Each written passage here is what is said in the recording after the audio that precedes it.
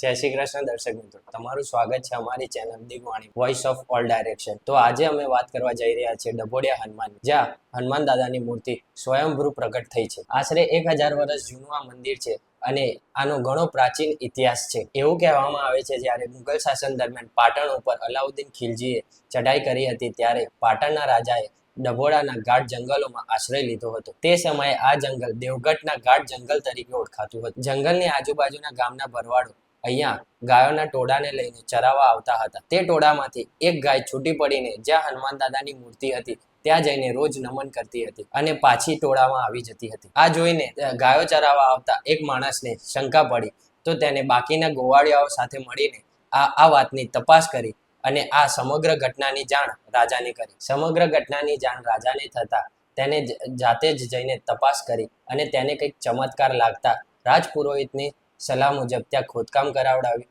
અને ત્યાંથી હનુમાન દાદાની મૂર્તિ મળી આવી. ત્યાં મોટો યજ્ઞ કરાવ્યો અને મૂર્તિની સ્થાપના કરી. આવી જ રીતે શ્રી ડભોડિયા હનુમાનજીના મંદિરના નામથી પ્રસિદ્ધ થયું, ત્યાં માનવ વસવાટ થયો અને આજે એ ગામને આપણે ડભોડા ગામ તરીકે ઓળખીએ છીએ. આ મંદિરમાં કાળી ચૌદશનો દિવસ અનોખો દિવસ હોય છે. તે જ દિવસે 350 તેલના ડબ્બાથી દાદાનો અભિષેક કરવામાં આવે છે. આ મંદિરના મહંતશ્રીએ એવા આશીર્વાદ આપ્યા હતા કે ગામની સરહદે કાતર કે તીડ નહીં પડે અને આજ સુધી આ ગામની સરહદે કાતર કે તીડ પડતા નથી. આ છે આપણા લોકપ્રિય ડભોડિયા હનુમાન દાદાના મંદિરનો ઇતિહાસ. જો તમને આ વિડીયો ગમ્યો હોય તો બને એટલું શેર કરો અને અમારી ચેનલ દિગવાણીને સબસ્ક્રાઇબ અને ફોલો કરો. Digvani voice of all direction. Keep follow, keep updated with us.